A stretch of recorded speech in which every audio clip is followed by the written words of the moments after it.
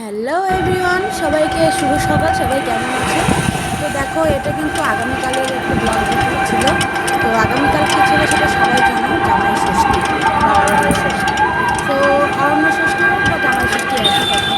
তো দেখো, আমি বাবার বাড়ি চলে যাচ্ছিলাম। আর এটা কিন্তু একটা রাস্তার ভিডিও, মানে বিমান চত্বরতে যাচ্ছিলাম। আর এসে কিন্তু পৌঁছেও গেছি। তো পৌঁছে গিয়ে দেখো, সবাই মিলে একসাথে হয়ে গেছি। আর আছে রাই, সোম, মিষ্টি, সবাই আছে, মাও আছে। আর বাইরে কিন্তু পুজোর তোড়জোড় শুরু হয়ে গেছে।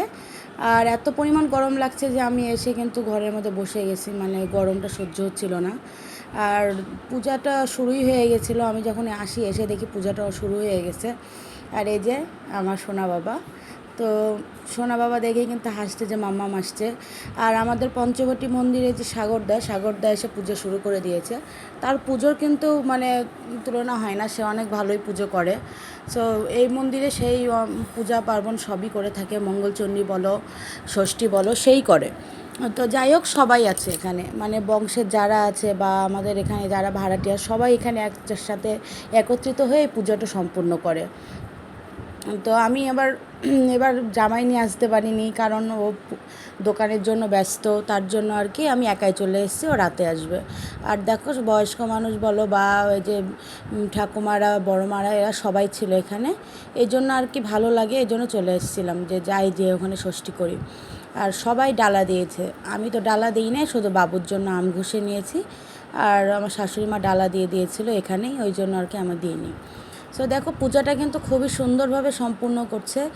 আর পুজোর মানে হচ্ছে বিধি নিয়মটা দেখো, দেখলেও তোমাদের অনেক ভালো লাগবে।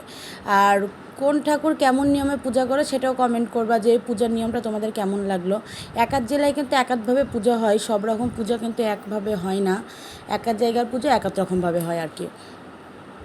আর যখনই তুমি এই যে পুজোর মন্দিরে বা পুজোর জায়গায় ধূপ ধরাবা, সে জায়গাটা হয়ে যায় একদম পবিত্র স্থান।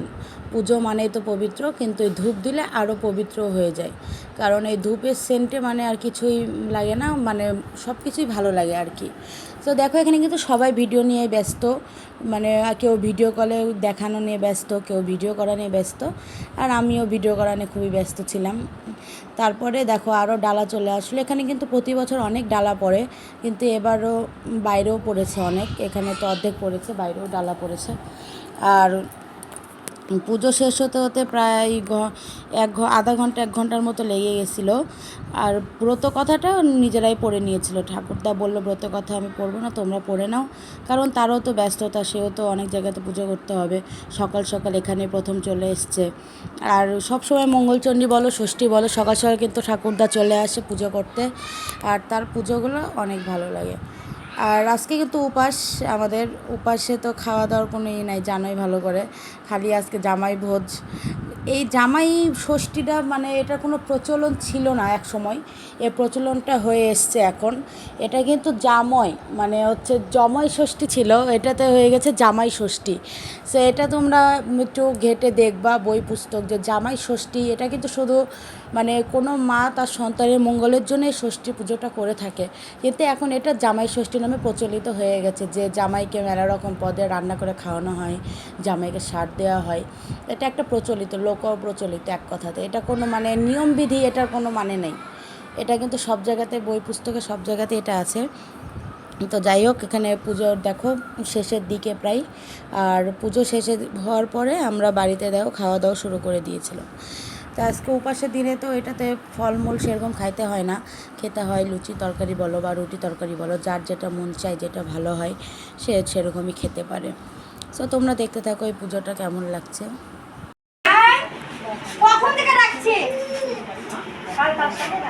আসো সিয়ান, সিয়ান রাই দিবে ওই দিবে। আমি তাড়াতাড়ি তাড়াতাড়ি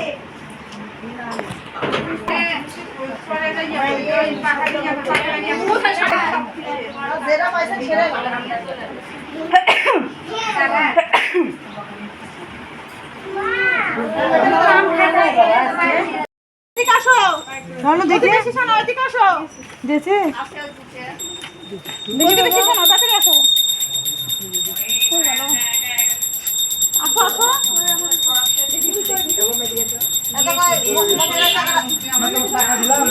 মনে আমাকে এক জোড়া কানের দিচ্ছে, কান খুলে যাচ্ছে। তারপর দেখো এই যে দুপুরবেলা কিন্তু পুজো টুজো শেষ হওয়ার পরে আমি একটা ভিডিও নিয়েছি এখানে। তো সবাই বলে যে বা আমরা জানি যে মা ষষ্ঠীর বাহন হলো বিড়াল। তো দেখো মা ষষ্ঠীর বাহন কিন্তু চলে এসেছে তার গন্তব্যে। আর এসেই কিন্তু দেখো যে যে দুধ বা কলা বা চিনি যেটাই দিয়েছে সেটা কিন্তু নিচ্ছে উনি। এখন জানি না কে কী রূপ ধারণ করে আসে, কিন্তু এই বিড়ালটা কেউ মন্দিরে দুধ চিনি দিলে আমি মানে অমাবস্যার মধ্যে এসে খেয়াল করছে আমি দুধ চিনি দিলেও এসে খাবেই। এটা হয়তো বা ওর ভালো লাগে, আর বিড়াল তো দুধ মাছ খুব পছন্দ করে। আর এদিকে সোম বলছে আমি একটু টাটা দেই মা, আমি বললাম টাটা দাও, তুমি তো খুব টাটা দিতে পছন্দ করো, আর তো কোনো কথাই বলতে চাও না। তো দেখো টাটা দিয়ে নিল। তারপর আমরা চলে আসলাম রাতের বেলায় জামাই ভোজ নিয়ে। সো খুবই একটা ছোট্ট পরিসরে জামাই ভোজ ছিল, বেশি কিছু আয়োজন করতে পারেনি। তো যার যেটা ক্ষমতা সে সেটা করে দেখিয়েছে। তারপর আমার কাছে অনেক বেশি হয়ে গেছে এটা, কারণ আমার বাবা মা যেটা কষ্ট করে করেছে এটাই আমার কাছে অনেক। তাদের মানে কখনো ঋণ শোধ করা যায় না। যতটুকু পারে প্রতি বছর জামাইকে ছোট পরিসরে হলেও জামাই ষষ্ঠী দেওয়ার চেষ্টা করে। এই বছরেও তারা এটা আয়োজন করেছিল। সো আয়োজনে বেশি কিছু ছিল না, ভাত ছিল 4 রকমের ভাজা, পটল ভাজা, আলু ভাজা, বেগুনি ছিল, পাঁপড় ভাজা ছিল, ডাল ছিল, একটা সবজি ছিল, তারপর ডিমের ভুনা ছিল, আর ছিল চিকেন ঝাল ফ্রাই। তো এগুলো ছিল, মিষ্টি ছিল, সাথে লুচি। তারপর দেখো কয়েক রকম ফল সাজিয়ে দেওয়া হয়েছে। এই পাশে কিন্তু আমার শ্বশুরমশাইকেও আমি সাজিয়ে খেতে দিয়ে দিয়েছি, কারণ আমার খুব শখ ছিল তাকে জামাই ষষ্ঠীতে এইভাবে সাজিয়ে খাওয়া।